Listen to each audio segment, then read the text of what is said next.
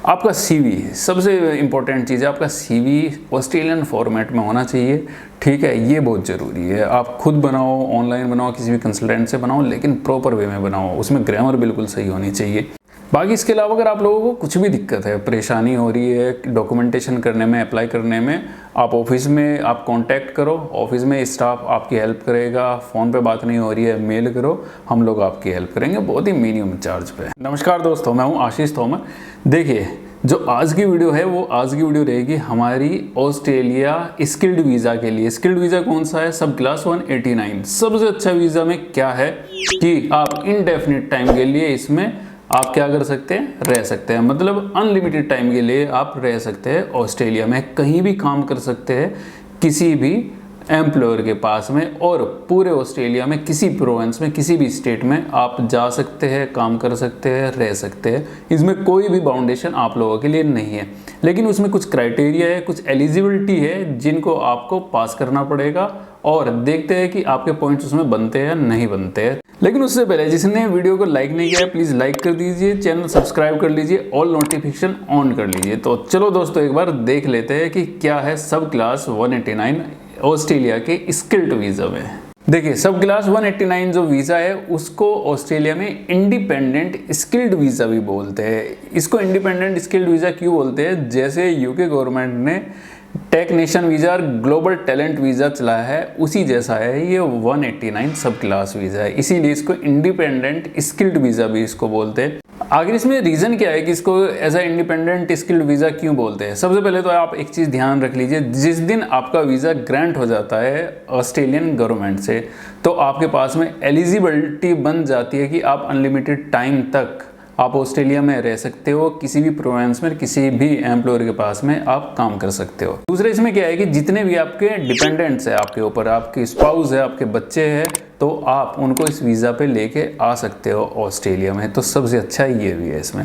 एक बार हम बात कर लेते हैं कि वीज़ा को हम कैसे अप्लाई कर सकते हैं। हम ऑस्ट्रेलिया के अंदर से ही अप्लाई कर सकते हैं, ऑस्ट्रेलिया के बाहर से भी अप्लाई कर सकते हैं। तो सबसे पहले तो इसमें क्या है कि आप चाहे ऑस्ट्रेलिया में चाहे ऑस्ट्रेलिया के बाहर है, दोनों जगह से आप कहीं से भी इसको अप्लाई कर सकते हैं। आप ऑस्ट्रेलिया में अप्लाई करके आप किसी भी कंट्री में जा सकते हो। ऐसा नहीं है कि आपने अप्लाई कर दिया और आपको सिर्फ ऑस्ट्रेलिया में रहना है। आपने अप्लाई कर दिया, ऑस्ट्रेलिया में रह रहे हो, आपको किसी भी कंट्री में जाना है, आपका वीज़ा का काम चलता रहेगा। वीज़ा कहीं भी रहते हुए आपका ग्रांट हो सकता है। अब इसमें सबसे पहले हम देख लेते हैं कि इसमें स्किल्स कौन कौन सी है। बहुत सारी स्किल्स है। आप आईटी से रिलेटेड है, आप टेक्निकल से रिलेटेड है, आप सॉफ्ट सर्विस से रिलेटेड है, दुनिया भर की इसमें स्किल्स है। इसमें हम क्राइटेरिया इसमें आगे देखेंगे क्या क्राइटेरिया है कि आप उसको फॉलो कर पाओगे या उसमें पास हो पाओगे या नहीं पास हो पाओगे। लेकिन इसमें स्किल्स, आपके पास में कोई भी स्किल्स है, आप एलिजिबल है अप्लाई करने के लिए। इस वीज़ा में खास बात यह भी है कि ये वीज़ा आपके पासपोर्ट पे स्टैंप नहीं होता है। मतलब जैसे आपने देखा होगा कि सपोज अगर आप गल्फ कंट्री में गए, आप यूरोप में जा रहे हो, आप कनाडा में जा रहे हो, तो वो वीज़ा आपके पासपोर्ट पे स्टैंप होता है, ठीक है, एक स्टिकर टाइप होता है। तो इसमें ये नहीं होता है, बहुत ही कम है जिनको पता है ये चीज़ें। तो इसमें क्या होता है कि जो आपका पासपोर्ट है, आपकी पासपोर्ट की डिटेल्स है, और जो ये सब क्लास 189 वीज़ा है, इनकी डिटेल्स आपस में लिंक रहती है पोर्टल पे ऑनलाइन। ऑल ओवर वर्ल्ड आप कहीं भी जाते हैं तो वो आपकी जो डिटेल है वो पोर्टल पे ऑनलाइन रहती है।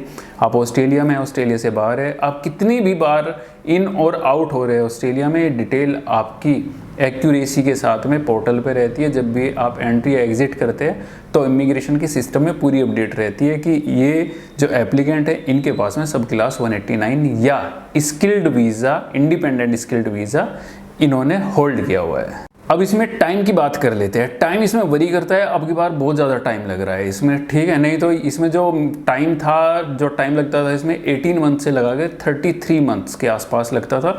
लेकिन अभी जो इसमें टाइम लग रहा है वो टाइम लग रहा है इसमें मिनिमम 23 मंथ से लगा के और 43 मंथ्स के आसपास इसमें लग रहा है।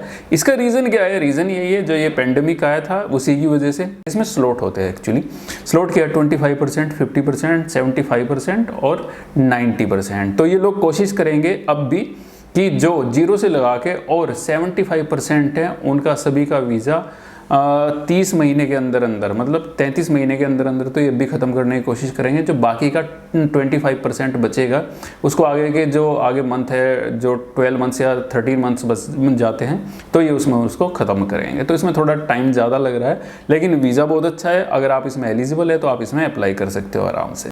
अब बात कर लेते हैं इसमें एज की। तो इसमें एज का क्राइटेरिया क्या है? एज का जो इसमें क्राइटेरिया रहेगा वो है मिनिमम 18 ईयर्स और मैक्सिमम 45 ईयर्स। पहले ये 50 ईयर्स तक होता था, लेकिन इन्होंने कम कर दिया 5 साल, और इसमें 45 ईयर्स मैक्सिमम कर दिया है। और जो वीज़े का जो बेस है वो है टोटल पॉइंट बेस पे, ठीक है। आपकी एजुकेशन, आपके जो वर्क एक्सपीरियंस है उसके पॉइंट्स, जो आपका इंग्लिश टेस्ट है उसके जो पॉइंट्स बनते हैं उसके ऊपर डिपेंड करता है, आपकी एज के ऊपर, आपकी एजुकेशन के ऊपर, ये सब चीज़ें आती है उसमें। आपकी जो स्पाउस है उनकी क्या एजुकेशन है, आपने इंडिया से की है, इंडिया से बाहर से किया है, ऑस्ट्रेलिया से कोई भी आपने डिग्री या सर्टिफिकेट डिप्लोमा होल्ड किया है, और आइल्स के जो टेस्ट है आप दोनों के स्पाउस को और आपके दोनों के ऐड हो जाते हैं अगर आप स्पाउस को साथ में लेके जा रहे हो, नहीं तो आप आपके इसमें ऐड होते हैं। तो जो मिनिमम जो पॉइंट्स बनते हैं इसमें वो बनते हैं 65, मिनिमम 65 पॉइंट्स आपके बनने चाहिए इसमें। अब बात कर लेते हैं इसमें एजुकेशन की, कि एजुकेशन क्या चाहिए। आपके पास में 12th है, साथ में कोई डिप्लोमा है, एक्सपीरियंस आपके पास में अच्छा होना चाहिए, IT से रिलेटेड है या कोई भी डिप्लोमा सर्टिफिकेट है, तो आप लोग एलिजिबल है इसमें अप्लाई करने के लिए। अब कुछ जो एप्लीकेंट है उनके मन में एक चीज़ आती है कि क्या इसमें हम लोगों को PCC भी करानी होती है? PCC इसमें ज़रूरी है। मैं आपको एक चीज़ बता देता हूँ, PCC इसमें ज़रूरी है, और PCC आपकी होम कंट्री से ही नहीं, जहाँ भी आपने काम किया है अपनी कंट्री के अलावा, अगर 1 साल से ज़्यादा आपने काम किया है उस हर कंट्री से आपकी PCC उन लोगों को चाहिएगी। सपोज़ मैं आपको एज ए एग्जाम्पल बता देता हूँ, आप इंडिया से या पाकिस्तान से या बांग्लादेश से या नेपाल से है और आपने गल्फ़ कंट्री में कहीं काम किया है 2 साल, तो आपको PCC वहाँ से भी चाहिएगी। उसके साथ में अगर आपने 1.5 साल या 1 साल आपने यूरोप में काम किया है तो आपको PCC उस कंट्री से भी चाहिएगी। मतलब ये है कहने का कि जिस कंट्री में आपने 1 साल से ज़्यादा का काम कर लिया है उन्हीं कंट्री से आपकी PCC उन लोगों को चाहिए।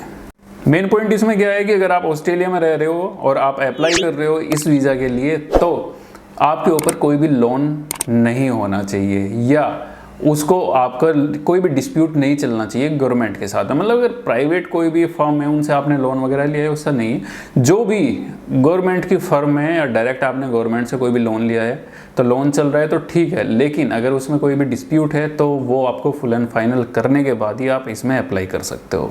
अब लास्ट में बात कर लेते हैं कि इसमें डॉक्यूमेंटेशन क्या चाहिए। आपके एजुकेशन सर्टिफिकेट चाहिए, आपकी जो अगर आप बच्चों को लेके जा रहे हो, वाइफ को लेके जा रहे हो तो आपका मैरिज सर्टिफिकेट चाहिए, पासपोर्ट की कॉपी, और आपका जो फ़ोटो के जो साइज़ है, ठीक है, वो इसमें दिया है इन्होंने। आप ऑस्ट्रेलिया इमिग्रेशन की वेबसाइट पे जाओगे तो आपको वहाँ पूरी डिटेल मिल जाएगी।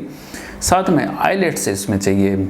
ओवरऑल जो इसमें बैंड चाहिए वो चाहिए 6। अगर आपके पास में PTE है तो वो भी चलेगा, टफल है तो वो भी चलेगा। तो इसके अलावा अगर आपके पास में अदर कोई सर्टिफिकेट है तो वो आप एक बार इमिग्रेशन की वेबसाइट पे जाकर चेक कर लेना। लेकिन ये तीनों मैंने बता दिया, आइल्स, PTE और टफल इसमें चलेंगे तीनों को तीनों। और आइल्स के मैंने आपको बैंड बता ही दिए है, ओवरऑल 6 बैंड इसमें होने चाहिए। तो आई होप ये जो नॉलेज है आप लोगों के लिए काफ़ी यूज़फुल रहेगी। और इसके अलावा फिर मिलते हैं, अपना ध्यान रखो, ख्याल रखो, चैनल को सब्सक्राइब करते रहो। तो चलो दोस्तों, फिर जय हिंद।